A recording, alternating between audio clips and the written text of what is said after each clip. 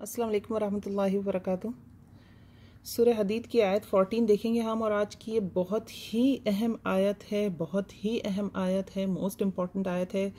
आयत 12, 13, 14 ये तीन आयत ऐसी हैं सूरह हदीद में 27वें पारे में जो हमें एक बहुत बड़ी इवेंट की तैयारी सिखाती हैं, जो कि हम सबके साथ होने वाला है। और वो क़यामत के वक्त होगा जब ये आखिरी प्रोसेस होगा। जन्नत में कदम रखने से पहले जहन्नुम की पुश्त पे पुल सिरात कायम किया जाएगा और उस पे से हर शख्स ने गुजरना होगा, बारी बारी गुजरना होगा, अकेले गुजरना होगा, गुप्त अंधेरा होगा, कुछ नज़र नहीं आएगा और उस वक्त नूर की ज़रूरत होगी। और मोमिनीन जो होंगे उनको नूर दिया जाएगा और वो दुआएं करते हुए जा रहे होंगे कि उनका नूर ख़त्म ना हो जाए। रब्बना अतमिम लना नूरना वग़फिर लना इन्नका अला कुल्लि शैइन क़दीर। ये दुआ 29वें पारे में मौजूद है। जहन्नुम की पुश्त पे होगा ये ब्रिज, ये पुल बाल से ज़्यादा बारीक, तलवार की धार से ज़्यादा तेज़। इस पे गुजरने के लिए रोशनी चाहिए होगी। रोशनी किसकी होगी? नेक आमाल की होगी, नामा अमाल जो है उसकी होगी, ईमान की होगी। जो दुरूद शरीफ पढ़ेगा उसके लिए रोशनी है। जो फजर और इशा की नमाज में अंधेरों में जाता है, यानी मस्जिद जाता है या बिस्तर छोड़ के औरत मुसल्ले पे खड़ी होती है, उसके लिए नूर होगा। दुरूद शरीफ की कसरत करने वालों के लिए नूर होगा। जिहाद में हिस्सा लेने वालों के लिए नूर होगा। कुरान से ताल्लुक़ कायम करने वालों के लिए नूर होगा। और ये नूर सूरज जितना भी हो सकता है, और सबसे कम नूर जो पैर का अंगूठा है उसका जो नाखून है उतना नूर होगा।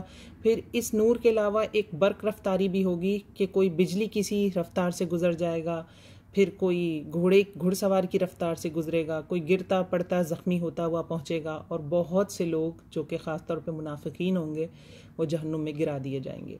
अब उस हवाले से बात है कि जब ये नूर दिया जाएगा, पुल सिरात क्रॉस करना होगा, तो क्योंकि दुनिया में कुफार तो पहले फ़िल्टर हो चुके हैं। अब दुनिया में मुसलमान जो ये टाइटल है, जो कलमा गो हैं, उनमें दोनों लोग रहते हैं। मोमिनीन भी हैं, मुनाफिकीन भी हैं, कमज़ोर ईमान वाले भी हैं, मजबूत ईमान वाले भी हैं। तो अब वो साथ हैं, लेकिन जब उन्हें आखिरत में नूर नहीं मिलेगा, दुनिया में तो सब साथ हैं, एक ऑफिस में हम साथ हैं, एक फैमिली में हम साथ हैं, हम सब साथ हैं, लेकिन जब क़यामत के दिन नूर दे दिया जाएगा मोमिनीन को, तो मुनाफिकीन खाली हाथ रह जाएंगे। तो फिर वो आपस में कहेंगे, अब यहाँ से उनके अल्फाज शुरू होते हैं। पिछली आयत में भी उनके अल्फाज थे, युनादूना हम, वो पुकारेंगे उनको, मुनाफिक पुकारेंगे कि इनको, मोमिनीन को जिनके पास नूर होगा। अलम नकुम माकुम, क्या हम तुम्हारे साथ ना थे? कितना हसरत भरा अल्फाज है ना ये कहा जाएगा। वहाँ पे कहेंगे कि देखो दुनिया में भी तो हम तुम्हारे साथ थे, देखो मैं तुम्हारा ऑफिस में कुलीग था, देखो मैं तुम्हारा शौहर था, देखो मैं तुम्हारी बीवी थी, देखो मैं तुम्हारी सास थी, देखो मैं तुम्हारी माँ थी। अलम नकुम माकुम, क्या हम तुम्हारे साथ नहीं थे दुनिया में? क्या हम पड़ोसी नहीं थे? हम एक बिल्डिंग में नहीं रहते थे? क्या हम बेस्ट फ्रेंड्स नहीं थे? तो वहाँ पे भी इंसान चाहेगा किसी तरह फेवर मिले, तो वो याद दिलाएगा अपना ताल्लुक कि अलम नकुम माकुम, क्या हम तुम्हारे साथ नहीं थे? क़ालू बला, वो कहेंगे हाँ साथ थे, क्यों नहीं थे, बिल्कुल। वलाकिन्नकुम फ़तनतुम अनफुसकुम। अब ये चीज़ें ये हमें नोट करनी है और हमें अपने अंदर से इन चीज़ों को निकालना है, वरना हम भी वही हो जाएंगे जो नूर के लिए दूसरों को याद दिला रहे होंगे कि अलम नकुम माकुम। वलाकिन्नकुम, लेकिन तुम, फतन तुम अनफुसकुम, फितने में डाला। फतना से, फतन तुमने फितने में डाला, अनफुसकुम, अपनी नफ्सों को। हम क्या ऐसी चीज़ें हैं हमारी ज़िंदगी में जिनमें हम अपने आप को फितने में डालते हैं? क्या है ऐसा तो नहीं है कि हम खुद बहुत ज़्यादा पैसे खर्च करके ऐसे ऐसे मोबाइल लाते हों जिन पे हम मेमोरी कार्ड खरीद कर डालते हों और 3-3 घंटे की मूवीज़ रखते हों और बेइंतहा हमारे गानों की लिस्ट हो उसमें जो हम हर वक्त सुनते रहते हों? क्या ऐसा तो नहीं हम खुद अपने आप को कहीं फितने में डालते हों? ये एक ही मिसाल दी है और ऐसी मिसालों से हमारी ज़िंदगी भरी पड़ी है। वलाकिन्नकुम फतनतुम अनफुसकुम, लेकिन तुमने तो खुद अपनी जानों को फितने में डाला। वतरब्बस्तुम, और तुमने मौका परस्ती की। मौका परस्ती क्या होती है? इंतज़ार में रहना, देखते रहना कि जिस जगह फ़ायदा होगा, जैसे ही मौका हाथ लगेगा मैं बस फ़ौरन फ़ायदा उठा लूँगा। एक होता है कि जब अल्लाह की रज़ा मकसूद होती है तो इंसान हालात का इंतज़ार नहीं करता, उसके जहन में पहले ही डिसीजंस होते हैं कि मैंने अब ये करना और मैंने अब ये करना है, ऐसे हालात बनेंगे तो मैं ये करूँगी इंशाअल्लाह। लेकिन ये मुनाफिकत का रवैया है कि इंतज़ार करते रहना, तेल देखना और तेल की धार देखना, और बस सिर्फ फ़ायदे को अपना खुदा बनाकर वो फ़ैसला करना जिससे फ़ायदा उठाया जा सके। तौरब बस तुम, اب یہ جو سورہ حدید ہے اس کے حوالے سے دیکھیں کہ آپ منافقین کے حوالے سے، کیونکہ پیچھے جو ہم نے آیات دیکھی مزید اس میں ڈیٹیل میں بات تھی، اس میں انفاق کرنے کی بات کی گئی تھی، خرچ کرنے کی. اگر منافقین کو دیکھیں مدنی دور میں تو وہاں کیا معاملہ تھا؟ مدنی سورہ ہے، یہ ہجرت کے بعد نازل ہوئی ہے تو مدنی سورہ ہے. تو اس میں کیا معاملہ تھا؟ منافقین دیکھتے تھے مال غنیمت کے چکر میں منتظر رہتے تھے کہ جب اندازہ ہوتا تھا کہ اچھا یہ جنگ ایسی ہے کہ مال غنیمت ہاتھ لگ جائے گا، مسلمانوں کے جیت جانے کے بڑے امکان ہیں، تو مسلمانوں کے ساتھ چلے جاتے تھے جنگ میں. کہتے تھے ہاں ہم تو تمہارے ساتھ ہیں، ہم تو تمہارے ہمدرد ہیں. بظاہر مسلمان تھے نا، وہ دل میں ان کے تھا نا نفاق. تو ہمارے لیے بھی ایسے ہی آج کل کے دور میں جب ہم موقع پرستی کریں، انتظار میں رہیں کہاں سے فائدہ اٹھا سکتے ہیں، اور اللہ رسول کی بات کو کہیں پس پشت ڈال دیں، وہ ہمارے ذہن میں نہ ہو، ہمارے ذہن میں صرف فائدہ ہو. جب ہم درہم کے بندے بن جائیں، جب ہم دینار کے بندے بن جائیں، تو وہ کیا ہے؟ وہ ہے اللہ کے کلام میں جو احکامات ہیں ان کو پس پشت ڈالا، اور اپنے ذہن میں جو فائدہ کمانے کے لیے چیزیں چل رہی ہیں، وہ حکم، وہ احکامات جو ہماری نفس ہمیں دے رہی ہے، اس پر چلنا شروع ہو گئے. تو یہ سب کیا ہے؟ تربس تم، موقع پرستی ہے. ورتب تم، اور شک میں پڑے رہے تم. جب تربس آتا ہے نا تو یہ بھی شک بھی آ جاتا ہے. شک میں پڑے رہنا. شک میں کیسے پڑے رہنا؟ کہ اللہ نے دیا ہے، جو دیا ہے الحمدللہ میرے لیے اس میں فائدہ ہے. اس شک کی بڑی ڈیٹیل ہے لیکن ایک چھوٹی سی بتانا چاہوں گی. دنیا میں انسان فائدہ کب اٹھاتا ہے؟ جب حرام حلال کی تمیز کب کھوتا ہے؟ جب اسے تسلی نہیں ہوتی جو اسے اللہ نے دیا، اسے لگتا ہے کہ وہ پیچھے رہ جائے گا سب سے، اسے ایسا لگتا ہے کہ وہ چھوڑ دیا جائے گا. تو انسان کیا کرتا ہے؟ شک میں پڑا رہتا ہے اور کہتا ہے نہیں میں یہ کما لوں اور یہ کر لوں، چاہے حرام حلال برابر ہو جائے. اللہ نے جو دیا ہے مجھے بہتر دیا ہے، اس میں میرے لیے فائدہ ہے. اللہ رب العزت ان اللہ علی کل شیء قدیر، ہر چیز پر قدرت رکھنے والے. اللہ رب العزت عزیز ہیں، حکیم ہیں، زبردست ہیں، طاقت والے اور حکمت والے ہیں. تو حکمت ہے اس میں، کوئی مجھے یہ چیز نہیں ملی تو میں اس پر صبر کروں، قناعت کروں. شک کا شکار نہ ہو کہ میرے ساتھ یہ غلط ہو گیا، میرے ساتھ یہ معاملہ خراب ہو گیا، اللہ نے یہ میرے ساتھ کیا کر دیا، یہ تو میرے ساتھ نہیں ہونا چاہیے تھا. اور ویسے ہی کیا شک مراد ہے؟ جنرل اگر اس کو دیکھیں تو اسلام کے معاملے میں آیا یہ کتاب اللہ کی ہے یا نہیں ہے؟ پتہ نہیں یہ احادیث کس نے جمع کر لی. لوگوں کی باتیں سنی ہوں گی کبھی آپ نے، یہ احادیث پتہ نہیں یہ صحیح سے جمع ہوئی ہیں یا نہیں، جھوٹی سچی سب ملا دی گئی ہیں. پتہ نہیں یہ کتاب میں کیسے ممکن ہے 1400 سال ہو گئے کوئی تبدیلی نہیں ہوئی.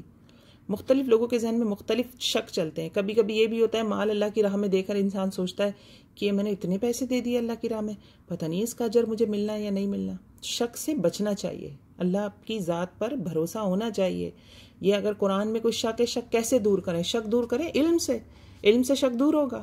قرآن پہ وقت لگائیں گے، ہم قرآن کو سمجھیں گے تو ہمیں پتہ چلے گا نہیں یہی تو کتاب ہے جو اصل کتاب ہے. آج کل کا انسان منطقی ہے، اسے لاجکس چاہیے، اسے ریزنز چاہیے کسی چیز کو صحیح یا غلط ثابت کرنے کی. ریزنز اگر سائنس کے حوالے سے دیکھیں تب بھی یہ کتاب اپنے آپ کو ثابت کر دیتی ہے کہ میں انسان کا کلام نہیں ہوں. لیکن افسوس یہ کہ ہم علم بھی حاصل نہیں کرتے اور ہم شک میں بھی پڑے رہتے ہیں. غلطی ہماری ہوتی ہے، عقل پہ ہماری بات نہیں اترتی کیونکہ ہمارے پاس علم نہیں ہوتا. تو یہ ان منافقین کو کہا جائے گا وَلَٰكِنَّكُمْ فَتَنْتُمْ أَنفُسَكُمْ وَتَرَبَّصْتُمْ وَارْتَبْتُمْ.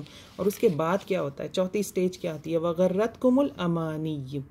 غرتکم، دھوکے میں ڈال دیا تم کو. کس نے؟ امانی نے. امانی کیا ہے؟ خواہشات. اللہ رب العزت تو غفور الرحیم ہے. ایک ذہن میں ہم کام شام کچھ نہیں کر رہے دنیا میں، لیکن ہمارے ذہن میں یہ چیز چل رہی ہے نہیں جنت تو ہمارے لیے ہی ہے، ہم نے تو لا الہ الا اللہ پڑھا ہوا ہے، کون ہمیں روک سکتا ہے، جنت تو ہے ہی ہمارے لیے. یہ امانی ہے. دنیا میں کبھی ایسا ہوا ہے کہ کسی انسٹیٹیوٹ میں کسی پرنسپل نے ڈیسیجن لیا ہو نہیں اس کالج آنے کی ضرورت نہیں ہے، ہم آپ کو MBA BS کی ڈگری ایسے ہی دے دیں گے؟ دنیا میں تو کہیں کوئی اصول نہیں ہے. اچھی طرح سے خون نچوڑا جاتا ہے، جو بھی دنیا کی کمائی جاتی ہے، بھلے وہ ایک جاب ہی کیوں نہ ہو، تو 6-8 گھنٹے آپ کو وہاں جا کے بیٹھ کر کام کرنا ہوتا ہے، پھر مہینے کی سیلری ملتی ہے.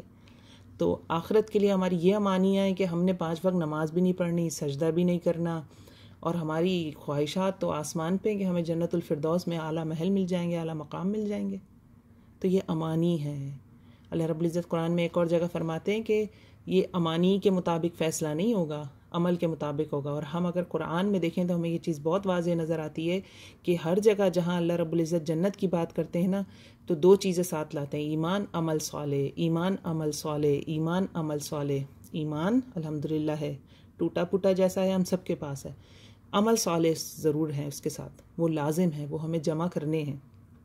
تو دنیا کے لیے کام ہے، پریکٹیکل تھنکنگ ہے، آخرت کے لیے امانی ہے، خواہشات ہیں، سب ہو جائے گا. قبر میں بھی کوئی جھاڑ جھپٹ نہیں ہونی ہماری، کوئی ڈانٹ ڈپٹ نہیں پڑنی ہم پر، کوئی ہمیں پھٹکارا نہیں جائے گا، وہاں آرام سے لیٹے رہیں گے.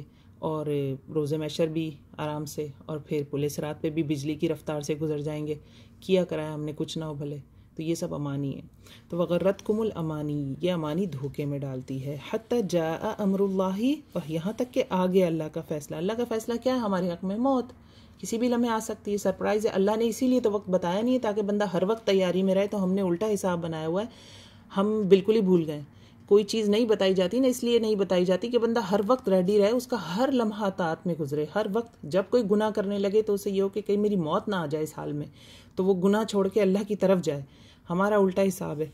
وغرکم، اور دھوکے میں ڈالا تم کو، باللہ الغرور، اللہ کے بارے میں. کس نے دھوکے میں ڈالا؟ غرور، شیطان نے، بڑے دھوکے باز نے. یہ ایک 5ویں وجہ ہے، لیکن یہ سب سے آخر میں ہے.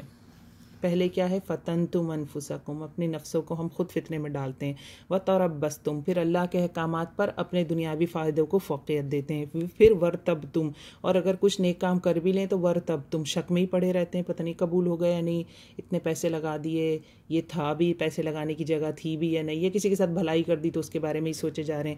اور پھر چوتھی چیز کیا ہوتی ہے؟ وغرتکم الامانیہ، کہ ہم نے تھوڑا بہت کر بھی لیا ہے، وہ ٹوٹا پھوٹا کیا ہے، اس کی ریاکاری بھی کر دی ہے، جس کے ساتھ نیکی کی اس کو احسان بھی جتلا دیا ہے. لیکن امانی ہماری کیا ہے؟ جنت ہماری ہے پکی، جنت الفردوس میں سب سے اوپر ہم ہوں گے.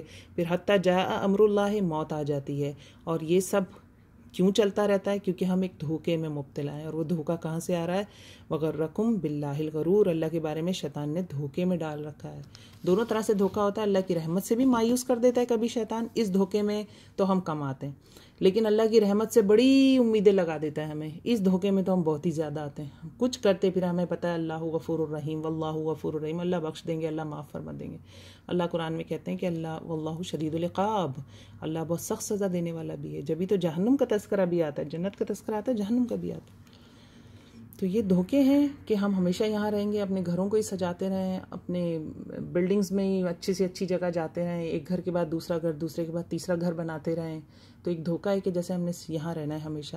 بہرحال یہ دھوکہ ہے. بہت اہم آیات ہیں.